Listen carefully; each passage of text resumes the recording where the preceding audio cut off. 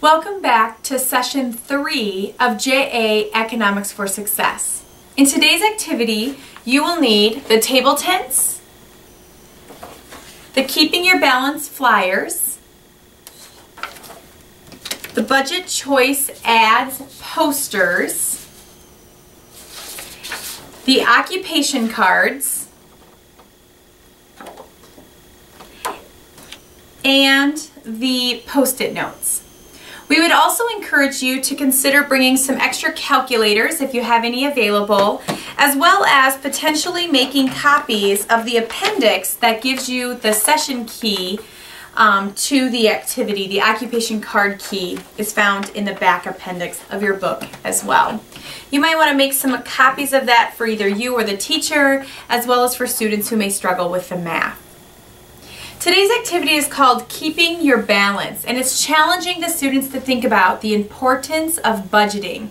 No matter if you are a millionaire or if you have a very conservative income, you need to make sure to budget your money so that you're not spending more than you have. The students have the opportunity to start off with a little icebreaker where you are going to distribute each student 3 sticky notes. And once they are distributed, what you're going to do is ask the students to think about 3 different things. First of all, to draw a self-portrait, just to sketch a really quick self-portrait. These are going to be for them. It's not something they're going to turn in. It's not something we're going to display. So they can just do their best, and stick figures are absolutely appropriate. The second thing you're going to ask them to do is write on the second sticky note what a vacation they would like to take would be. Where would they go if they had the chance to go on a vacation? And then third, on the third sticky note, they're going to write down how they're going to pay for that vacation. So you want to give the students a few minutes to complete that activity, and I would give a few students the opportunity to share what some of their thoughts are to get them interacting throughout this portion of the activity. What we want to talk about is how that links to the fact that we need money. We need money to be able to gain the things that we both need and the things that we want. And budgeting is often going to be a way that's going to help us to get there. Have the students brainstorm a little bit about what they know about budgets, what they know about income and expenses, and introduce the term opportunity cost. Opportunity cost is the thing that we give up when we don't have the opportunity to buy both purchases. For example, if I have $20 and I want a new CD and I want a new book, I'm not going to be able to purchase both. So the opportunity cost is the thing that I give up. If I choose the CD, the opportunity cost was the book. You also want to challenge the students to think about how people earn money and what happens when they are earning money. And that's how you can introduce the key terms of gross income and net income. And what I like to do is on the board, I like to write the word gross income. And then I talk to the students about taxes and what that looks like. So I'll do a minus taxes, and I'll draw a big line indicating the equals your net income. So the net income is what you actually take home. It's the amount of money you actually have to spend. Then what you're going to do is you are going to distribute an occupation card to each of the students. So before you get into the classroom, you want to tear these apart so that they're very easy to distribute. What I would encourage you to do is to tell the students up front that they're going to get the card they get, and that there's no trading, and even if it's not something they'd potentially like to do in the future, this is just going to be part of the role play of the activity today. So if you let the students trade, oftentimes it gets a little bit chaotic in the classroom.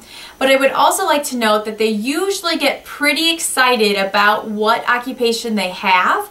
So just know that when you're handing them out, there might be 30 seconds of excitement where the students are shouting across the room to their friend that they're the doctor.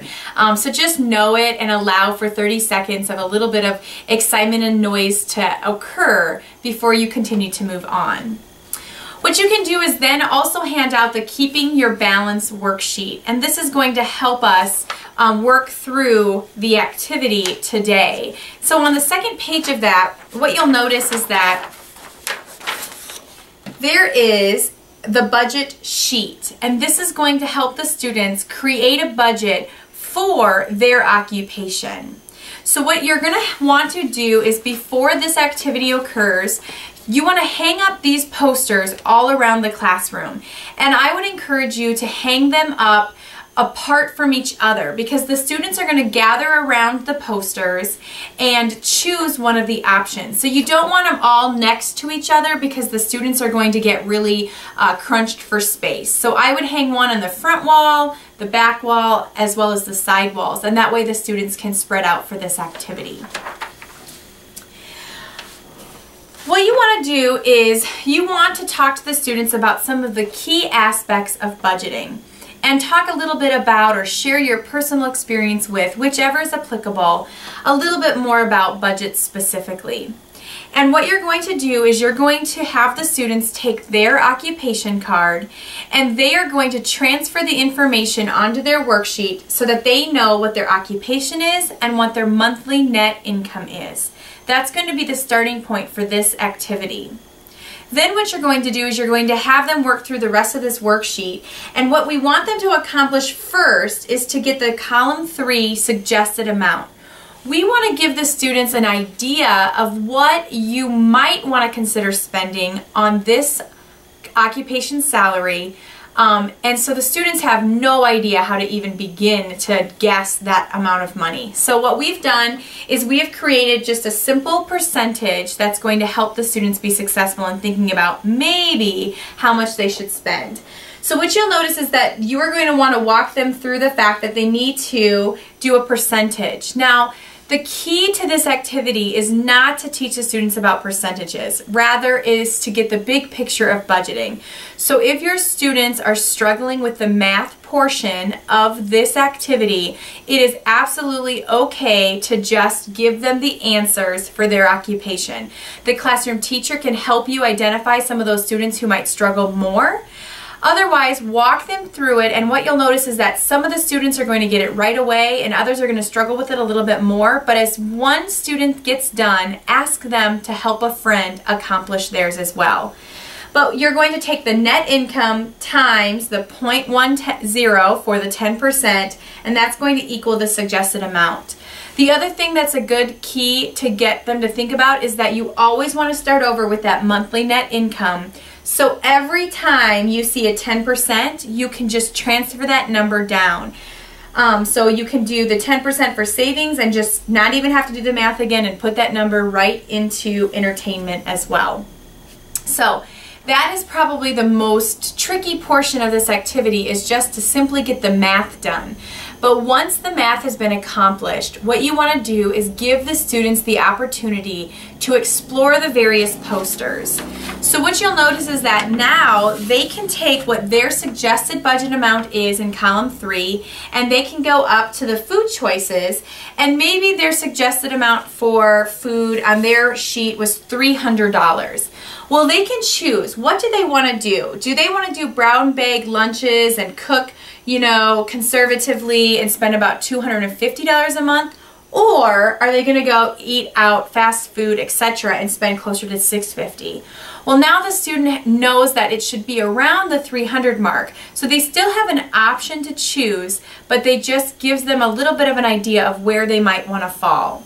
The one that really gets most people is with transportation. I have noticed that most middle school boys really want the new sports car. And so I know that's a little stereotypical, but it's been pretty common in most of my classes.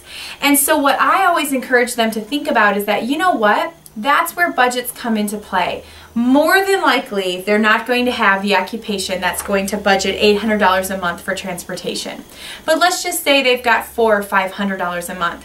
If it is really important that they have this sports car, what are some other areas in these other posters that they could cut back so that they could make their budget still balance? And that's what I want the students to think about, is that they need to live within their means, but once in a while we really do have that special thing that's important to us, and we might be willing to sacrifice other areas in order to get it. And that's what I like the students to think about in this activity, is those choices of what's important to you, what can you afford, and how can you work together to make that work.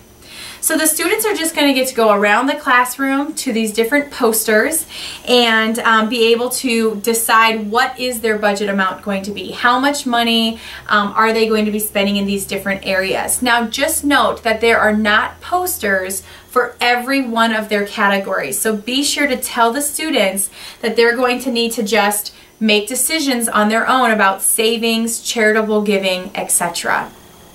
So what you want to do is let the students mill around the room and then come back to actually add up their budget to ensure that they haven't spent more than they earn. Again, you might need to have them work together or help each other if they are struggling with the math portions.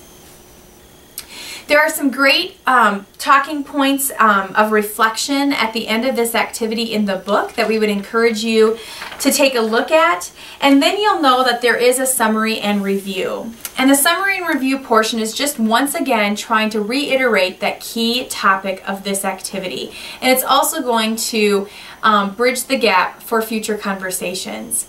So the book suggests that you pull up 2 of the students that have the highest income in the class as well as the 2 that have the lowest income in the class. And I normally also pull up the teacher just because I like to talk a little bit about the teacher as well because of education and because I want the students to really realize that their teachers are not teachers because they get a lot of money.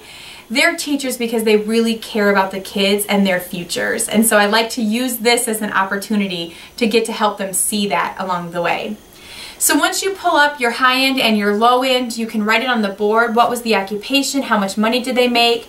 And then brainstorm with the class. What was the education? What do you think the education would take for that specific career to be able to do that career? And so this can help draw out the point that a lot of times the more education you have, the higher paying career that you have. But again, you want to use this as an opportunity to validate all of the job opportunities. Not every student is going to go to college. That's not right, or that's not the best thing for every student. And so you want to make sure that you highlight and value every one of the careers and talk about how sometimes a trade school or a tech school or an apprenticeship or a mentorship can be very valuable as well, and how we need all of these occupations to have a successful community as a whole. The other thing that you might want to do is to just simply ask the both ends, the high end and the low end, and the classroom teacher, if you pulled that 5th student up and said, you know what, were you able to get all of your needs met? Most everybody's going to be able to meet their needs. Were you able to get all of your wants met? And a lot of times the high end will say, yep, absolutely, I did above and beyond what I wanted. And sometimes the lower incomes probably aren't going to have been able to get everything they wanted.